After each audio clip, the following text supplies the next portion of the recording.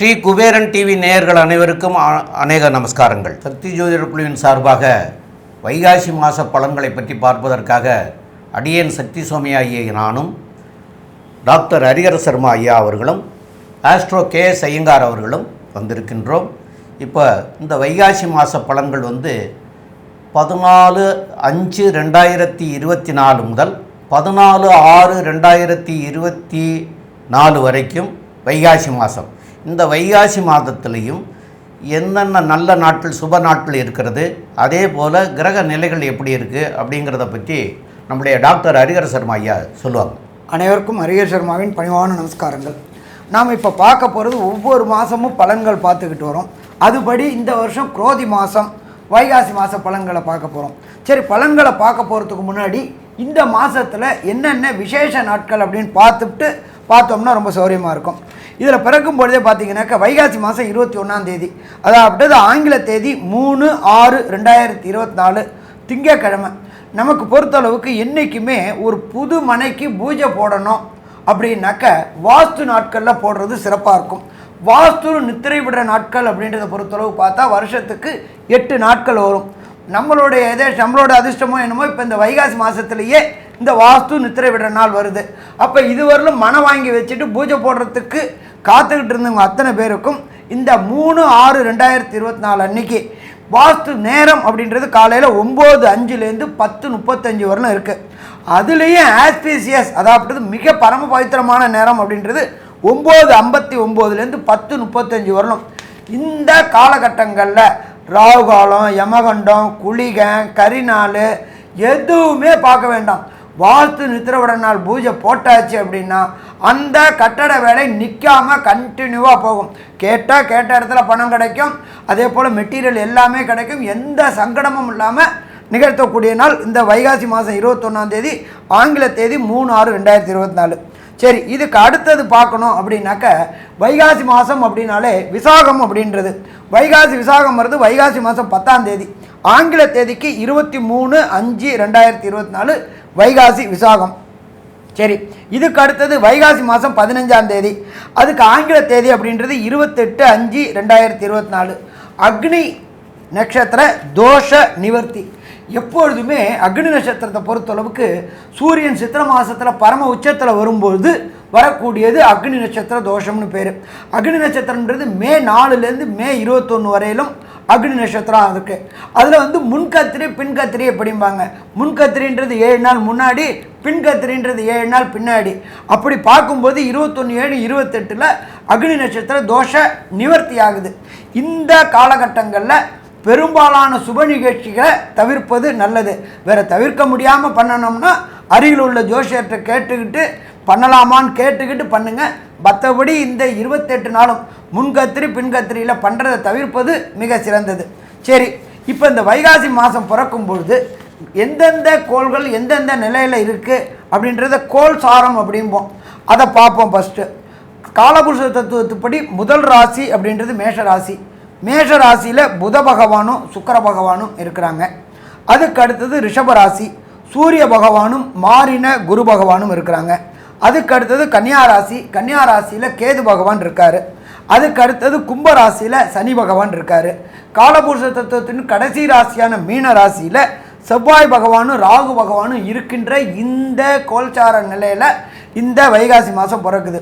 நம்ம எப்பொழுதுமே இந்த கோல்சாரத்தில் பலன் சொல்கிறது அப்படின்றத பொறுத்தளவுக்கு 2 விதமாக இருக்குது.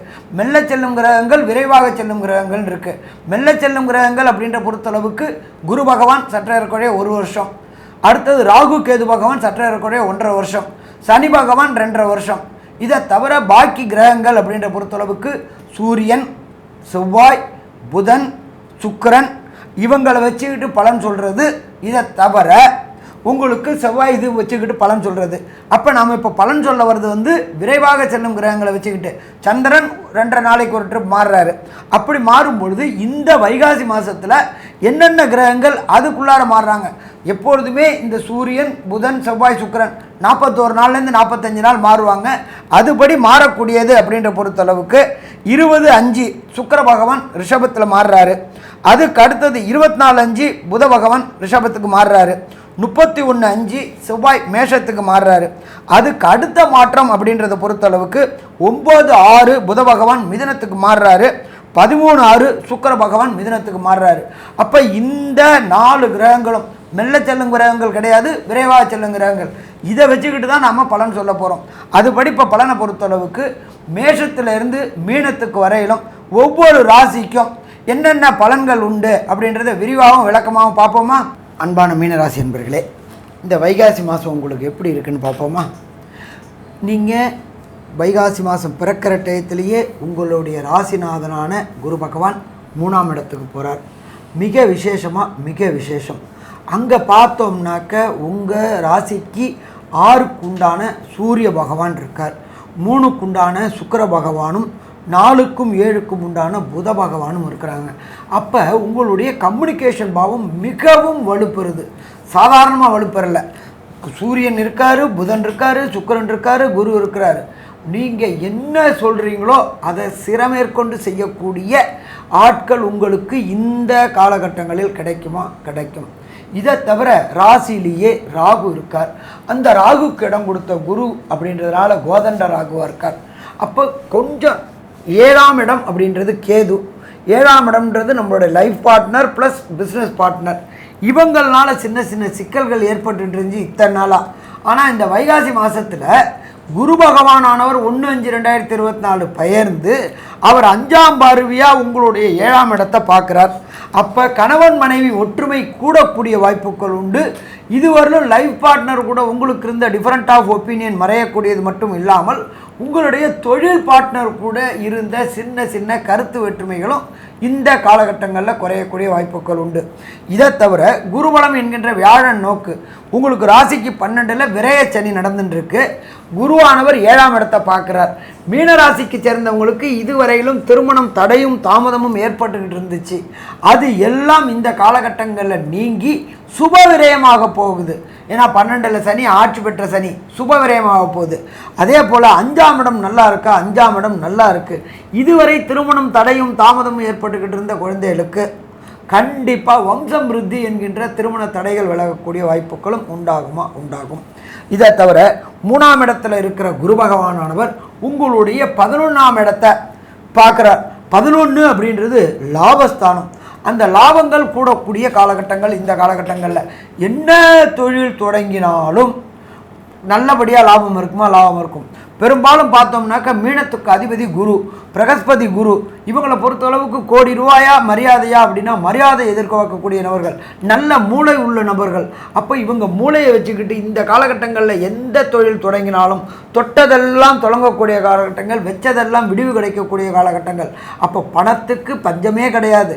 2ஆம் அதிபதி 2லேயே ஆட்சி பெற்ற ஆண் செவ்வாயாக இருக்கார். 3ஆம் இடத்துல சூரிய பகவான் இருக்கார், குரு பகவான் இருக்கார், புத பகவான் இருக்கார். எல்லாமே இந்த காலகட்டங்களில் மீனராசிக்காரங்களுக்கு வைகாசி மாதம் அப்படின்றது ஒரு ஆனந்தமான மாதம்னு சொல்லலாமா? ஆனந்தமான மாதம்னு சொல்லலாம். சரி, இதை தவிர நாம் எப்போதுமே மாத பலன்கள் சொல்லக்கூடியது அப்படின்றது பொறுத்தளவுக்கு மெல்ல செல்லும் கிரகங்களை வச்சு சொல்ல மாட்டோம், விரைவாக செல்லக்கூடிய கிரகங்கள். சூரிய பகவான், சுக்கிர பகவான், புத பகவான், சூரியன், புதன், சுக்கிரன் மற்றும் செவ்வாய், இவங்களை வச்சு பலன் சொல்கிறோம். அப்போ இவங்களுடைய பார்வைகள் என்னென்ன பலன் தரும், அதே போல் செவ்வாய் நின்ற வீடு, சூரியன் நின்ற வீடு என்னென்ன பலன் தரும் அப்படின்றத விரிவாகவும் விளக்கமாகவும் நம்ம அஸ்ட்ரோ கேஎஸ் ஐயங்கார் அவங்க விளக்குவாங்க. ஐயா, அற்புதமாக சொன்னீங்க. மீனராசியை பொறுத்தவரையிலும் பார்த்தோம்னா உங்களுடைய ராசிக்கு 2ஆம் அதிபதி 2ஆம் இடத்துல ஆட்சி பெற்று போயிருக்கிறது பெரிய விசேஷம். 2ஆம் அதிபதினு சொல்லக்கூடியது எதுக்காக பெருசாக சொல்கிறோம் அப்படின்னா, அவரே குடும்பஸ்தானாதிபதி, அவரே வாக்குஸ்தானாதிபதி, அவரே தனஸ்தானாதிபதி. அதனால் தனம், வாக்கு, குடும்பம் இந்த 3த்தையும் ரெப்ரசன்ட் பண்ணுறதுனால உங்களுக்கு பண வரவிற்கு பஞ்சம் இருக்காது. எப்பொழுதும் பண வரவு இருந்து கொண்டே இருக்கக்கூடிய காலகட்டம். முயற்சிகள் எல்லாம் வெற்றிகரமாக இருக்கக்கூடும். ஏன்னா 3ஆம் அதிபதி அப்படின்னு சொல்லக்கூடியவர் 3ஆம் இடத்துல ஆட்சி பெற்று போயிருக்கார். பெரிய ஏற்றம். 3-8க்கு அதிபதி 3ஆம் இடத்துல ஆட்சி பெற்று இருக்கிறதுனால வெளிநாட்டுக்கு போகணும்னு பார்த்துட்டு இருக்கவாளுக்கு நிச்சயமாக வெளிநாடு பாக்கியம் இருக்கக்கூடிய காலகட்டமாக இருக்குது. புதிய வேலை கிடைக்கக்கூடிய பாக்கியம் நிச்சயமாக உண்டு. ஏன்னா 6ஆம் அதிபதி 3ஆம் இடத்துல இருக்கிறது பெரிய ஏற்றத்தை கொடுக்கும். அதனால் புதுசாக வேலைக்கு பார்த்துட்டு இருக்கவங்களுக்கு வேலை மிகவும் ஏற்றமாக இருக்கும். அரசியல் சார்ந்தவர்களுக்கு பெரிய ஏற்றம் கிடைக்கக்கூடிய காலகட்டம். ஏன்னா ராசிக்கு அதிபதியான குரு பகவானும் சூரியன் சுக்கிரன் புதன் இவர்களோட சம்பந்தத்தில் இருக்கிறது பெரிய விசேஷம். உங்களுக்கு பார்த்தீங்கன்னா இந்த 3ஆம் இடத்துல 1 4 7 10ன்னு சொல்லக்கூடிய எல்லா கேந்திரத்தினுடைய அதிபதிகள்னு சொல்கிற குருவும் புதனும் சேர்ந்து 3ஆம் இடத்துல இருக்கிறது பெரிய விசேஷம். இதை தவிர பார்த்தேனால் 9ஆம் அதிபதி 9ஆம் இடத்துல ஆட்சி இருக்கிறது பெரிய ஏற்றத்தை கொடுக்கக்கூடிய காலகட்டமாக, 9ஆம் அதிபதி 2ஆம் இடத்துல ஆட்சி பெற்றிருக்கிறது பெரிய ஏற்றம். தந்தையின் மூலியமாக உங்களுக்கு பொருள் வரவு அதிகமாக இருக்கும், பண வரவு அதிகமாக இருக்கும். அதை தவிர உங்களுக்கு வெளிநாட்டுக்கு போகணும் படிக்கிறதுக்குன்னு பார்த்துட்டு இருக்கவாளுக்கு நல்ல ஒரு ஏற்றம் கிடைக்கக்கூடிய காலகட்டம். சிறு சிறு மறதிகள் ஏற்படும் படிக்கக்கூடிய மாணவர்கள். ஏன்னா 4ஆம் அதிபதியும் 4க்கு 12ல் இருக்கிறதும் 12ஆம் இடத்துல உங்களுக்கு சனி பகவான் இருக்கிறது 7ரை சனி ஆரம்பித்ததுனால மறதி கொஞ்சம் அதிகமாக இருக்கும், டிஸ்ட்ராக்ஷன்ஸ் கொஞ்சம் அதிகமாக இருக்கக்கூடிய வாய்ப்பு. பார்ட்னர்ஷிப் பிஸ்னஸில் சிறு சிறு தொய்வு இருக்கும். 7ஆம் இடத்துல பார்த்தோம்னா கேது பகவான், அதனால் எதிர்பாலித்தவர் உங்களை நுணுக்கமாக பார்க்கக்கூடிய வாய்ப்புகள் உண்டு. அதை தவிர எதிராளிகள் உங்களை ரொம்ப பார்த்து உங்களுடைய ஃபுட் ஸ்டெப்ஸ் ஆர் வாட்ச்னு சொல்லக்கூடிய அளவில் இருப்பாங்க. பார்ட்னர்ஷிப்பில் எதிர் பார்ட்னர் உங்களுடைய செலவுகள் எல்லாத்தையுமே கவனிச்சுட்டே இருப்பார், ரொம்ப ஜாகிரதையாக இருங்க. ஏன்னா கேது பகவான் உங்களுடைய ராசிக்கு 7ஆம் இடத்துல இருக்கிறதுனால எல்லா விதமான நுணுக்கமான விஷயங்களையும் தோண்டி பார்க்கக்கூடிய ஐடியாஸ் வரும். அதனால் பார்ட்னர்ஷிப் பிஸ்னஸில் சற்று பிரச்சனைகள் இருந்தாலும் உங்களுடைய ராசிநாதனே 5ஆம் பார்வையில் பார்க்கறதுனால அது எல்லாமே விலகி போகக்கூடிய காலகட்டமாக இருக்கும். உங்களுடைய ராசிக்கு பார்த்தலையானால் 9ஆம் இடத்தையும் குரு பார்க்குறார், 11ஆம் இடத்தையும் குரு பார்க்குறார். இதன் மூலியமாக திருமண பாக்கியம் ஏற்படக்கூடிய வாய்ப்புகள் நிச்சயமாக இருக்குது. உங்களுடைய ராசிக்கு 7ஆம் இடத்தை பார்க்கறதுனால திருமண பாக்கியம் உண்டு. சப்தமாதிபதியும் குருவோடு சேர்ந்து இருக்கிறதுனால கண்டிப்பாக திருமண பாக்கியம் திருமணமாக தீரும். இப்போ நிச்சயமாக உங்களுக்கு திருமணத்திற்கு உண்டான நாள் குறிக்கப்படும். அதை தவிர திருமணத்துக்கு உண்டான நிச்சயதார்த்தம் இந்த மாதத்தில் கண்டிப்பாக நடக்கும். உங்களுடைய ராசிக்கு பார்த்தலையானால் வெளிநாடு போகக்கூடிய பாக்கியம் உண்டு, புதிய வேலை கிடைக்கும், தொழிலில் பெரிய ஏற்றம் கிடைக்கக்கூடிய காலகட்டமாக அமைய போகிறது.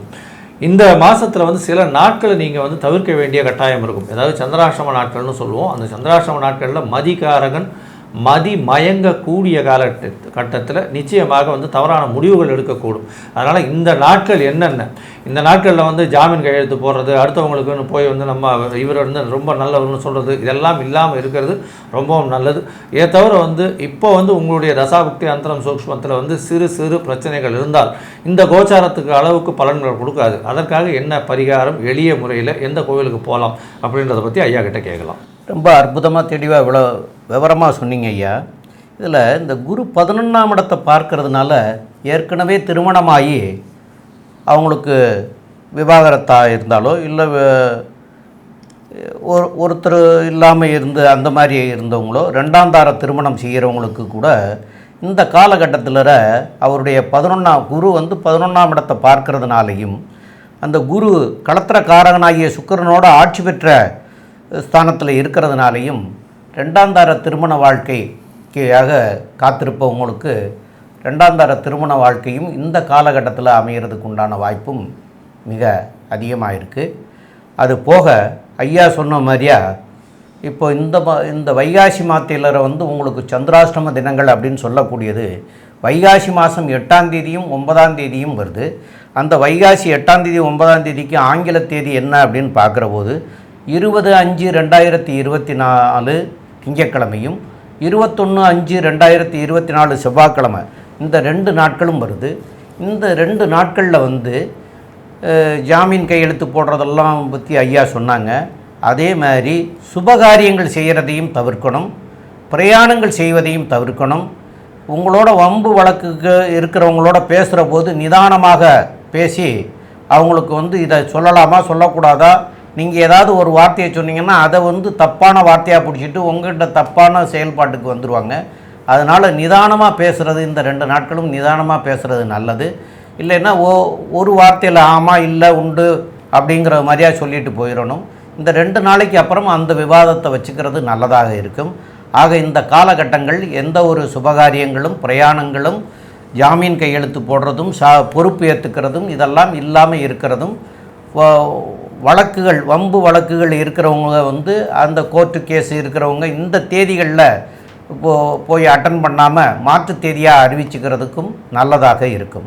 மேற்கொண்டு உள்ள விஷயங்களை பற்றி நம்முடைய ஆஸ்ட்ரோ கேஎஸ் ஐயங்கார் அவங்க சொல்லுவாங்க. ஐயா அற்புதமாக சொன்னீங்க. அதாவது மீன ராசிக்காரர்களை பொறுத்தவரையும் 7ரை சனி இருக்குது.